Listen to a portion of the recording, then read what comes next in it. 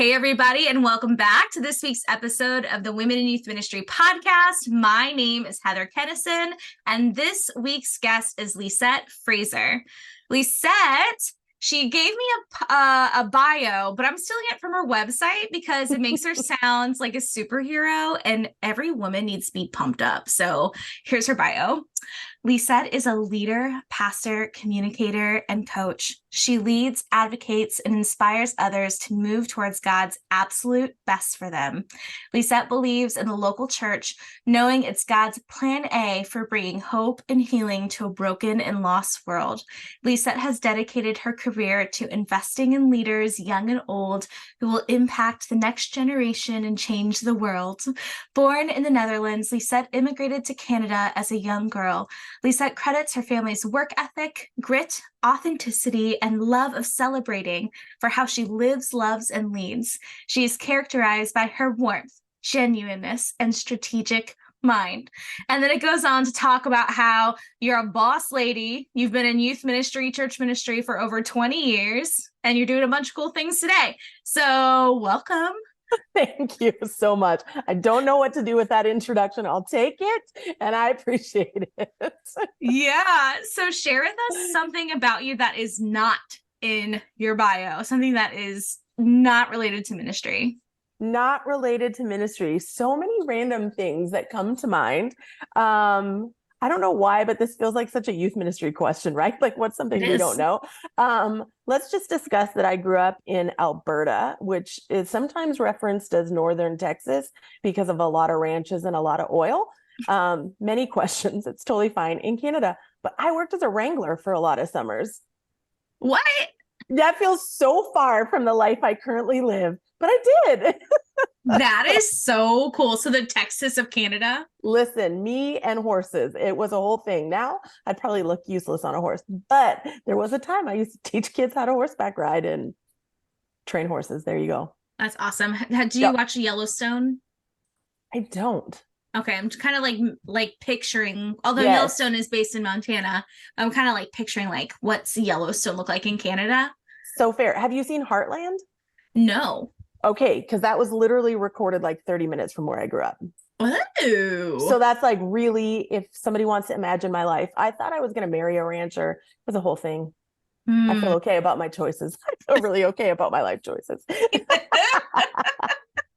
Now I got to go watch Yellowstone though. Okay, good to know. It's very intense. If you Okay. like really intense dramas. I do.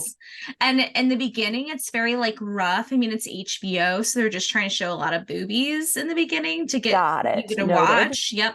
But if you can get past the boobies, then you can get to a really good plot line. And one of the main characters, his name is Rip. I would leave my husband for Rip if Rip was real. Okay, good to know. Excellent. He is delicious. He is the rancher you wished you could marry. Okay, fair enough. Fair enough. Okay, so I love a good icebreaker, youth ministry, Yes, right? let's go. So okay, if you were a baseball player, do you ever watch baseball? I'm so not baseball, that's but okay. it's fine. I'm totally here. That's okay. But baseball players have like their walk-up song that like Ooh, lets yes. everyone know who they are. What would your walk-up song be? Wow. When I'm carrying Jesus or like the other moments also, is that okay? Like, is my faith going to be judged based on this song? Absolutely not. Excellent. I appreciate that because a walk-up song is a whole mood. I'm not going to lie. My love of both Usher and Justin Bieber runs pretty deep. And so I'm like, what song would I choose today? But like when I'm in a whole mood, I feel like turning on, and why can't I think of the name of the song now? I can hear it in my head. I'm not going to sing on a podcast though. But yeah, it would be a little Usher for our lives. And not like This Is My Confession. Nope, not that one. No. Why is my whole brain blanking on the name of this song? Like, but yeah. Like yeah. Yeah. That is it. Yeah, it is really actually just called Yeah. I feel like that'd be a decent walk-up song for today. I would take it. At our first Women in Youth Ministry conference, I chose Like a Girl as my walk-up song. Yes. Yes. Thank you, Lizzo. But it was I don't know if you know this, but 30 seconds into that song, she just starts dropping the She sure F-bombs. does. She sure does. And I looked up at the sound booth and I go, cut it. Because I was like, we're That's 30 amazing. seconds into the conference. We can't have the F-bomb dropping off of the Not yet. Not in this good Christian space. That's amazing. That's amazing. Can we just discuss, though, Lizzo is such a boss? Just want to say that. She is. 1,000%. 1,000%. We went to, this is so unrelated, but I just want to say my daughter and I went to the Jonas Brothers concert at the Hollywood Bowl a couple years ago, and the whole crowd is women, minus just a few guys. They had a DJ doing the warm up, and he warmed this crowd up with Lizzo. And I was like, I have never seen a crowd more intent on a moment. I was like, this man knew his crowd. One of my best moments in ministry, this is the highlight, is in 2019, a youth parent asked me if I liked Lizzo, and I said yes, and I was nervous about how I was going to get judged. She bought tickets for us to go see Lizzo together. No, that's amazing. And it's like one of the last things that happened before lockdown. But yeah, like I went and saw Lizzo with a youth parent and a van full of other moms who never get out of the house ever. Like to the point where when they were dropping us back like home, because of course like the person who drove the minivan had to drop everyone off at their homes. Like there was not going to be Ubering. We have the minivan. The minivan. I can see it. But one of the moms was like, we have to go to Taco Bell on the way home. That way I can feel like I stayed out late. It's like, pop off, queen. Oh my gosh. Why can I envision the entirety of this? Did they also feel like they needed a prayer service after, though? Because I imagine, no. Okay, great. No, in fact, it might get in trouble for saying this. A Lizzo conference. Wow, Christian. A Lizzo concert kind of feels like a worship concert. Oh. Okay. But like honoring yourself, which I believe is honoring God when you honor yourself. Mm-hmm. You can judge my theology later. Nah, no need.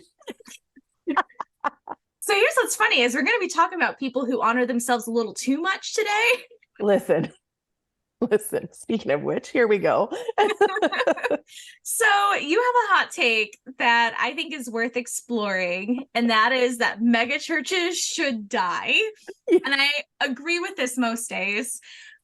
Tell us about this hot take. I know. I was saying to my husband, I'm like, so the mega church must die. How's that for a topic? He's like, how's that for clickbait? I'm like, correct. I was like, fair. I was like, so if I actually had to say this a little more nuanced, I would probably say the mega church attitude should die. There's something in what is being built currently that I think is dangerous, destructive, has been toxic. And I think as I think about it and I go, I rewind to where we see some of the first mega churches, I just don't know that this was ever the intent. But the fact that now, I mean, literally part of the strategy you hear out of people's mouths is building a mega church. I'm just not sure where you're ever going to find that in scripture. So that's a neat idea. But so much of it is built on a personality. It is built on ego. And I think even when people don't want that ego to be there, it so quickly comes because all eyes are on you. So I have lots of thoughts. But I mostly think I'm not convinced it's building disciples, which I think is our first mandate, actually. Yes. So it's not the megachurch that it's issue. That is the issue. It's the attitude of the megachurch. Tell us some of the attributes of that attitude that are not consistent with the mandate that Jesus has given us to build the church. Sure. And again, I'm just going to say I've worked in a couple. Who knows? I've been around a lot of them. Are these broad sweeping statements? Probably. That's okay. Are we okay with those today? I think what we've seen is, one, I think it becomes really show-centric versus discipleship-centric, people-centric. And so the orientation of the amount of time, energy, and money put on the show, better known as Sunday morning, is really significant and often is way out of balance for the amount of time, money, and energy put into people and the care of people and the help of people. Does that mean I don't think Sundays matter? Of course not. That's not what I'm saying. I'm saying proportionate. It's disproportionate. I think the energy around who is on the platform and what their quote unquote platform is and what it needs to look like is disproportionate to anything we would have ever seen in scripture. I think that the way that we have turned celebrity culture into church culture is wildly dangerous. And I just don't see that anywhere in scripture. I don't know that we were ever looking for a celebrity pastor anywhere. And in fact, if we look at the life of Jesus and the approach Jesus took, he took the opposite approach that everyone expected from a king. And so why would we then all of a sudden make our pastors be something that is in opposition to how Jesus presented himself? Right. Yeah. So, I mean, those are just a couple things. Absolutely. It's interesting. Let's first talk about this show culture versus people culture. And then let's get into that celeb culture is church culture. Because those are two things that you said that I wrote down that I'm like, oh my gosh, yes, this is nummy. So show culture or show centered versus people centered. So I just switched denominations. I'm now in the Episcopal Church. And the Episcopal Church is very much not about who's on the platform. And there is something about it. So one thing that I've noticed as I'm visiting different Episcopal churches, because I have a jurisdictional role, so I get to visit all the churches in the diocese. It's very cool. But I've noticed like the preaching is not the same as I've experienced in Baptist, Methodist, Presbyterian, non-denominational churches. And my husband and I struggle because we're like, man, we just like really miss that good preaching. But as I've learned more about like the structure of the Episcopal service and why it is the way it is, I have learned, and someone has educated me, that a lot of non-denominational churches or Baptists or whatever churches, the star of the show is the preaching. And in the Episcopal Church, the star of the show is the Eucharist, the communion, and the scripture. And so that's helped me understand and like realign, I think, my expectations better.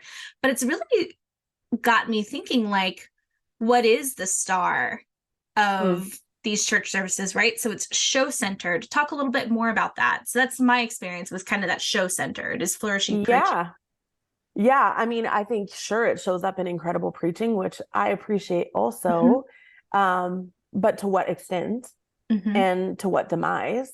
I think that, I mean, and I think this is a general issue, probably birthed out of the church growth movement a lot. Like, I think we saw this build coming in the 70s and the 80s, but I think there's a sense that, you know, program over people, and Sunday becomes the star of the show. And what happens on the platform on Sunday becomes everything. And the amount of time, I would say, you know, at multiple churches I've worked at, I would say 90% of our time and money and energy went to what a Sunday morning would look like. And the standards that needed to be met there for excellence, how much I hate that term in church life, and performance, excellence, just, you know, versus performance, because that word seemed more acceptable, is just unbelievable.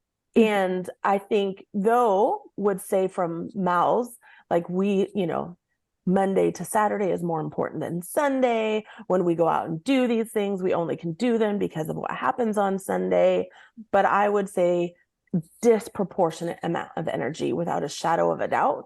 And have we evaluated the effectiveness of what that Sunday show is doing beyond creating really cool baptism services? So then we can say that, like, oh, we baptized a ton of people, or, you know, this many people came to an altar call, but the follow-up of like actual discipleship and the centering of like, where is life change happening because of an encounter, radical encounter with Jesus? I don't know that anything was measuring that, or very little was ever measuring that. Yeah. I mean, a church that I worked in definitely put all of its time and money and resources into what happened on Sunday, and in big church. not kids church or youth Nope. church, but big church. Big church. And it was so frustrating because as the youth ministry grew and we needed additional staff to support it, I would be told, we just can't add any staff anymore. But then I would watch staff get added in other areas that their entire role was to support what happened in big church. And I'd say, but you're adding staff there. Well, like we need additional help there. Okay, great. And it was like very difficult to process. And then you have the pressure on youth and kids ministries about why aren't you growing and why is XYZ not happening, blah, blah, blah. And it's like, well, we're trying, but you won't give us the resources. And then you'd hear things like, oh, well, we have a discipleship problem in our church. People are coming to church on Sundays, but for some reason their faith isn't sticking.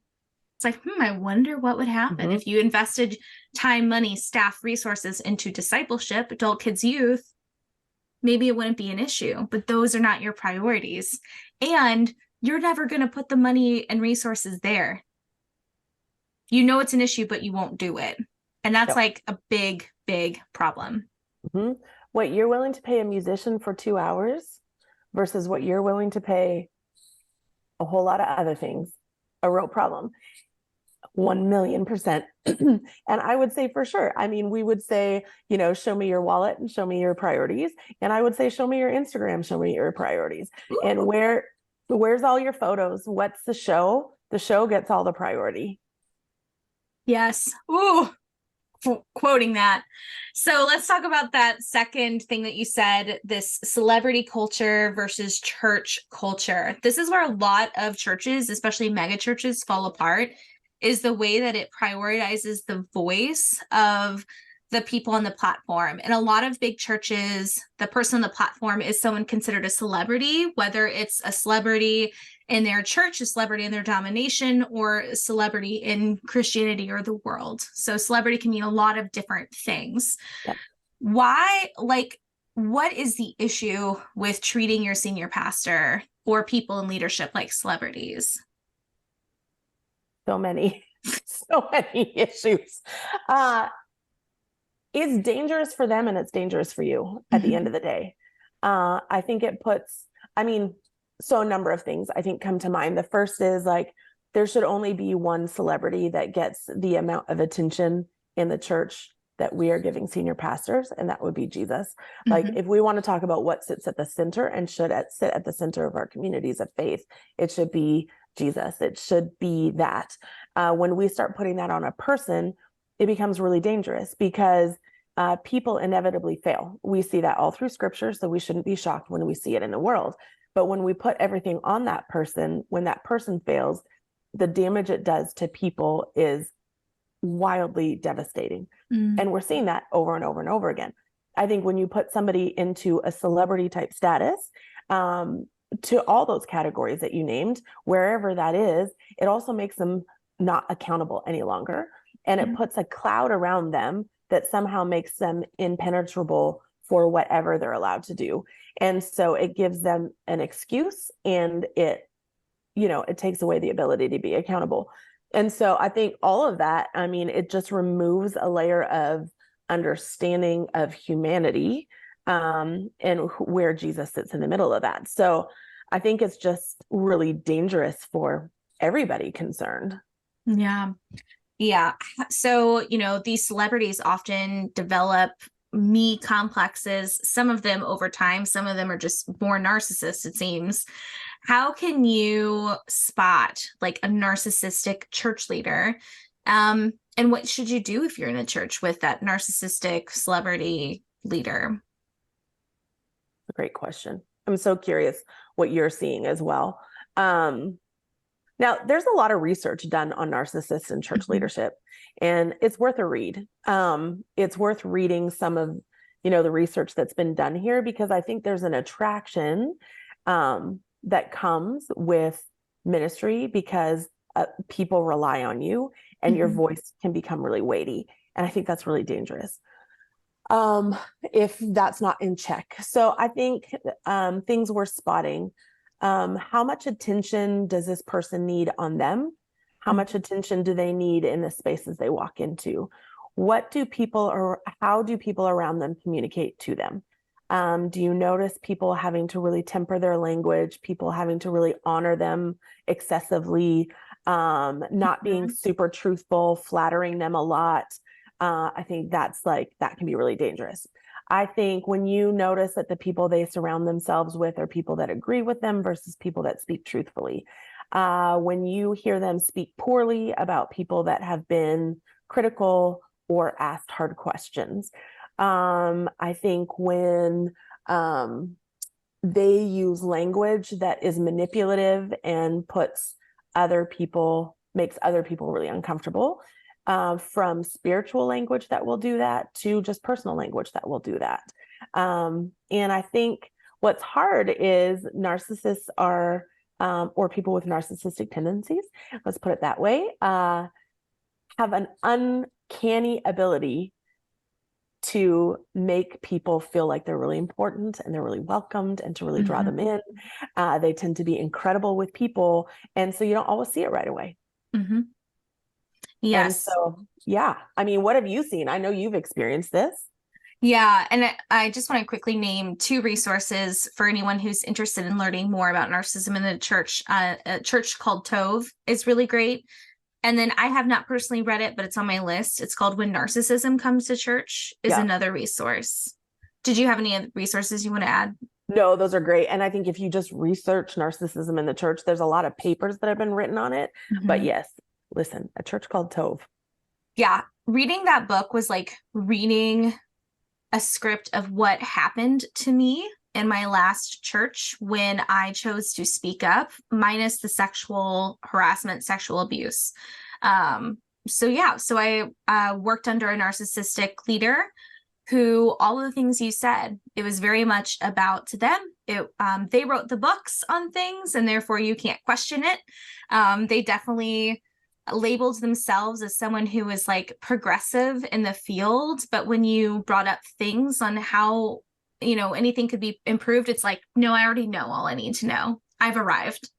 And you would get labeled as arrogant if you have feedback. They were somebody who trust was their currency, as it is with me and many others. And it was really easy to lose their trust, but it was impossible to build it. And you wanted more than anything to have their trust and support. Because if you did have it, you were paraded and you were the golden child and everyone knew who the golden children were and everyone wanted to be it. Everyone did.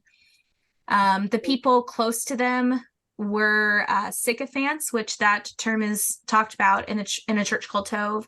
And sycophants are people who want so badly to have the approval of senior leadership that they will do anything for it.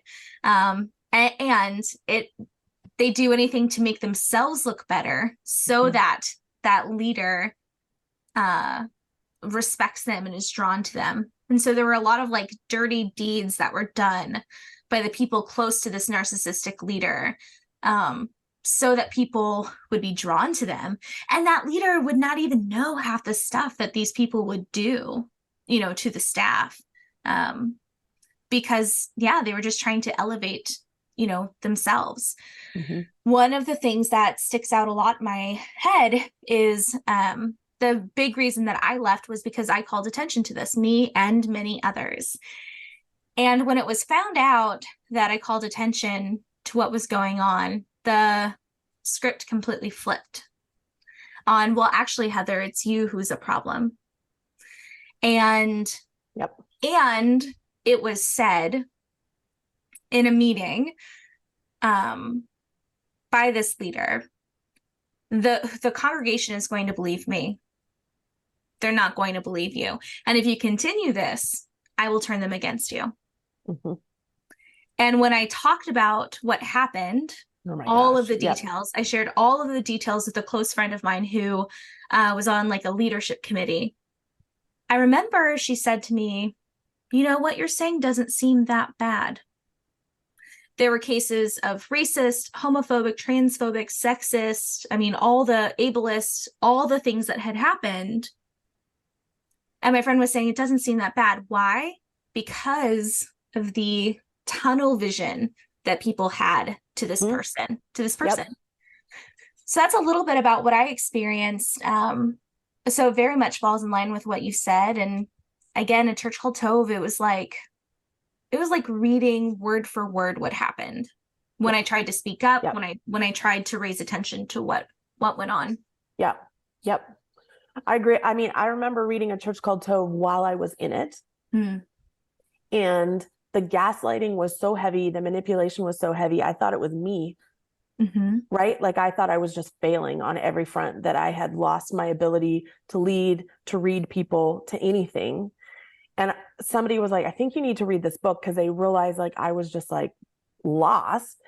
And I was reading it, and I remember like throwing the book across the room and screaming.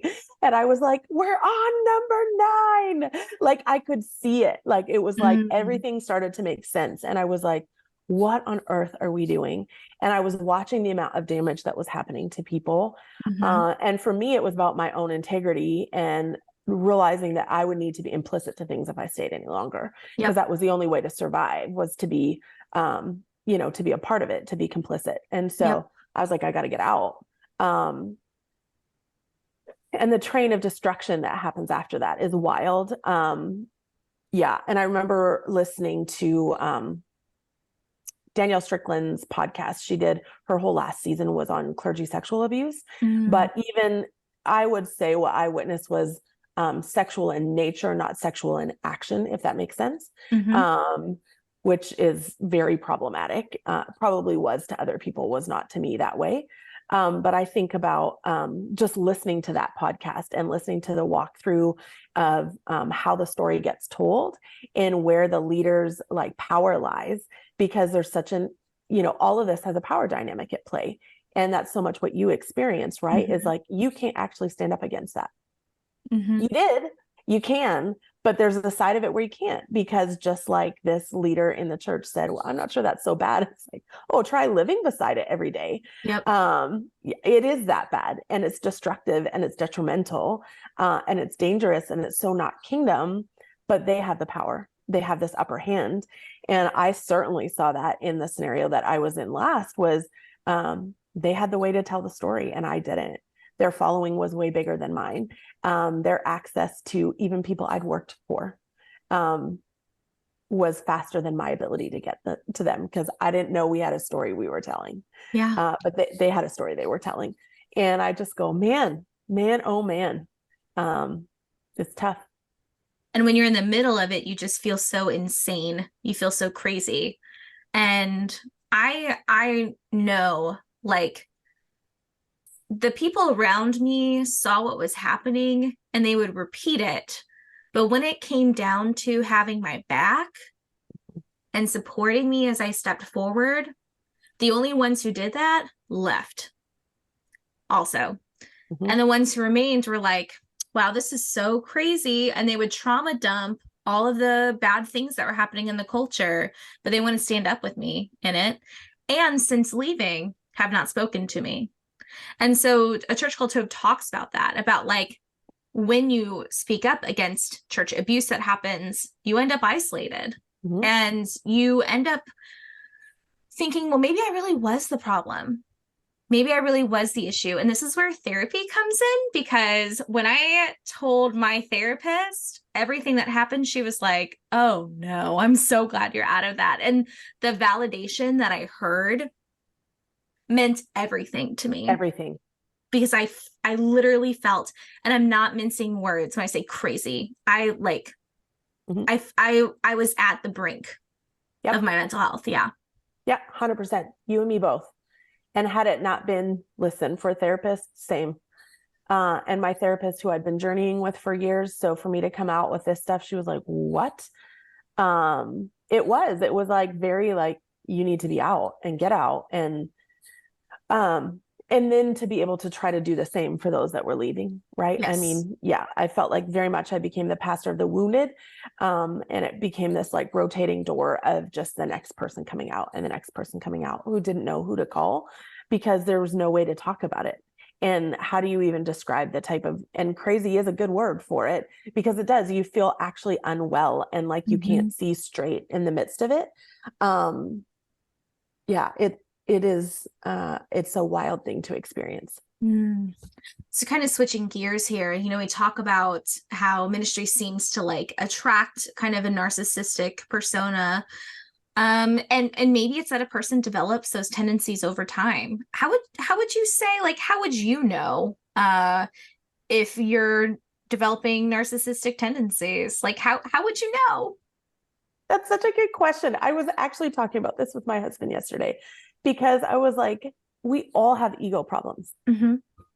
And I think, you know, I would say there's so many ways where I try to fly in the face of that, where I just think about, how do I keep my eyes to the margins and the oppressed? How do I try to raise the voice of those who, whose voices are generally overlooked? How do I try to do this? How do I try to do that?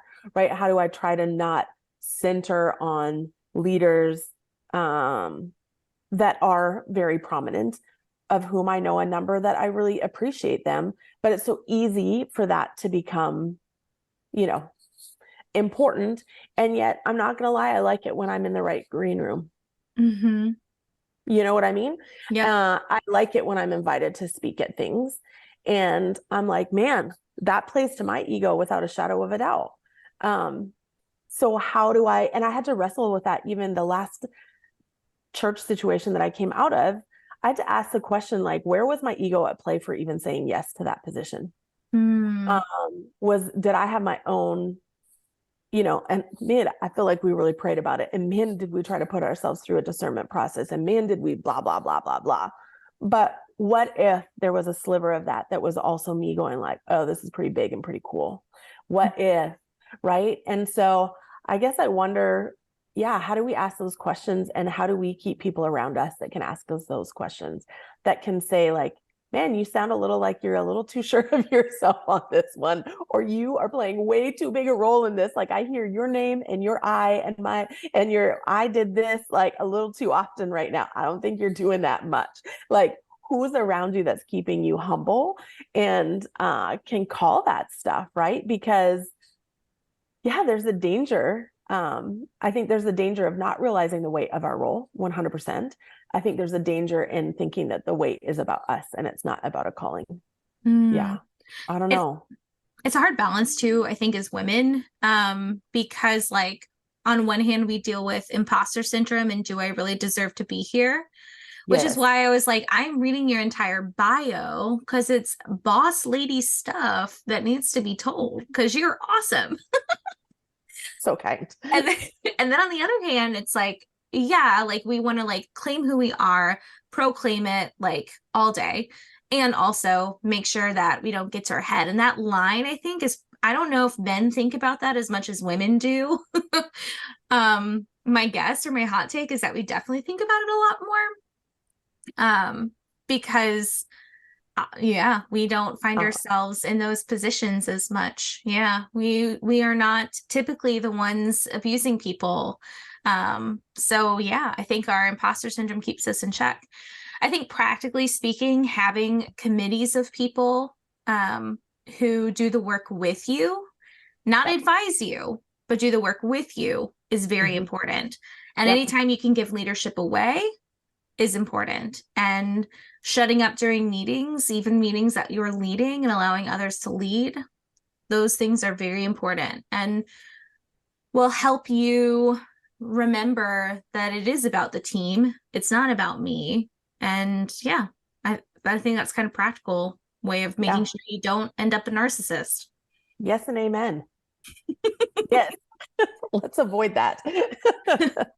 So here's a question, and I don't know how I feel about this.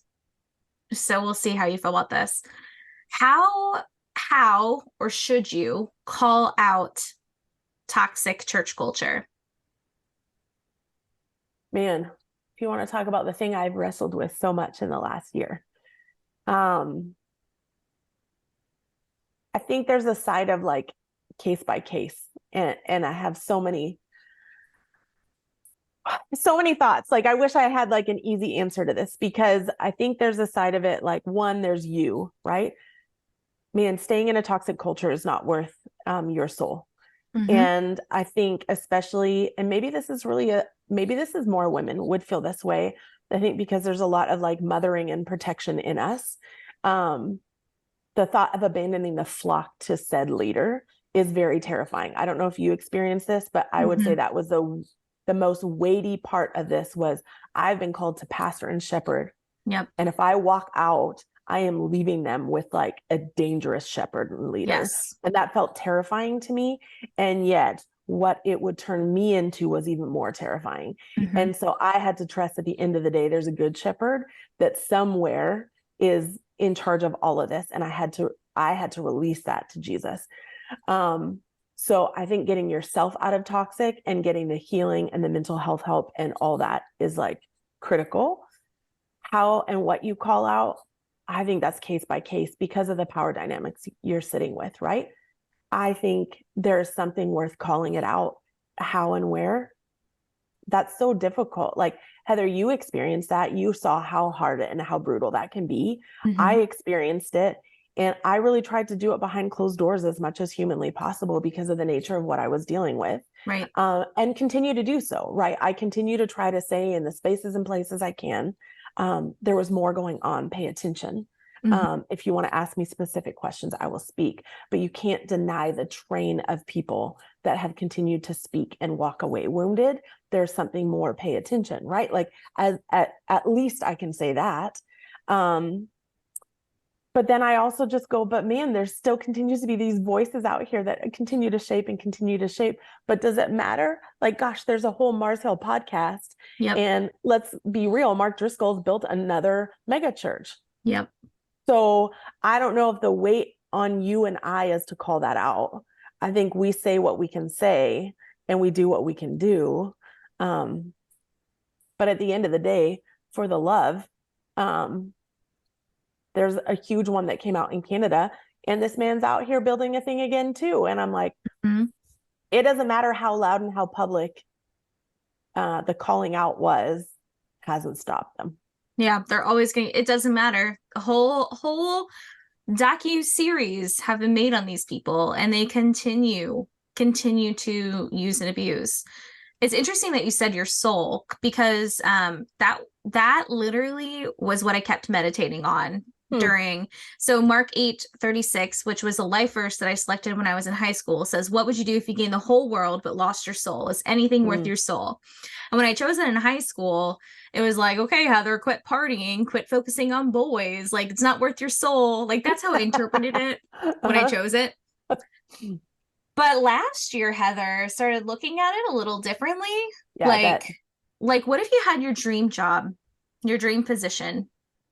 What if, like, you were doing really good work and making an impact, and it was good. Everything about it was so good, but you lost your soul. And that was like where I was at. I loved everything about my job, everything about my church. The work was so good. The people was so good. I loved my job. I loved leading a team. I loved the events we were doing. We were not struggling like a lot of other churches were, not in the same way, at least. And I was like, like, this season of ministry is hard, but like, it's good, right? But I was so tired of compromising my integrity and ignoring the revolving door of people who were leaving for these same reasons over and over again. And that is when, for me, I realized my work isn't good if we're ignoring bad culture. And it reminded me of, like, in fact, when I left, I totally dropped this, which I'm not, I'm a progressive. So if I'm getting all like revelations with people, it's kind of like alarming. But I was like, it's kind of like the church in Laodicea. Like, we say we're one thing, but we're another. And like, God doesn't jive with that. Like, that is not a thing. Nope. And so I just called it out. For me, I went through the systems of the church. I went through the different governing boards. It's in a denomination. I went to denominational leadership. And when it stopped there, because they wouldn't do anything because of that celebrity status that leaders can have, that was when I realized I did what I could. So I had to step away. I think sometimes there's that desire to just come out publicly, right? And tell the story publicly. And I don't think that's for me today. Yep. Yep. And I think a lot of people feel that way. I struggle with, and maybe you do too, Lisette, like, I don't want people to walk away from the church completely because I share another story of toxic church leadership. But what I can say is, yeah, watch the Hillsong documentary, listen to the Mars Hill podcast, watch the Duggars documentary. It doesn't just happen there. Correct. Sucks, but it is what it is. Mm-hmm. And here's the thing. I mean, gosh, like first, my heart just feels so heavy for what you shared, because I imagine you are one, if I can say this, one hell of a pastor. And I imagine there is such a loss for both you and for the church and for the ministry of what you got to lead, that there's a leader that will have to look in a mirror one day and deal with that, or maybe look in the face of our Savior one day and deal with that, right? As we all do for things that, but I think, and I believe still down to my core, I still believe in the local church. I still believe that God designed the local church to be the hope of the world. Yep. And I think there are healthy churches. There's not a perfect church, but there are healthy churches. And we need to get ourselves out and away from these other ones and be okay to call that. But I agree with you. And I struggle with that too. I don't want to hate the church. And I think we are doing a generation a disservice by the amount we want to call out and make it the church is toxic. And it's not. There are churches and leaders that are toxic. Absolutely. And they are dangerous, and as they should be held accountable for that, they should be, but there's lots that's beautiful, and we need to find that too. So let's go ahead and name some of that as we're closing out. Like, what if we've talked about the toxic things the church is or can be? Let's talk about the beautiful things that the church is or can be. You know, what are the marks of a good church, a good culture? That's so good. I think when you come in and there is a sense of peace and community where it's actually about us and not about them or they or any, you know what I mean? Like whatever. I think there's, when you see them in action, for real, actually loving people and doing the works of justice and hope and care and restoration, not just on Sunday, but on every day. When you see, I mean, green rooms in churches are terrifying to me most of the time. When I see a pastor that will walk off whatever said platform is just to be with their people, as opposed to having to be shuffled off to whatever.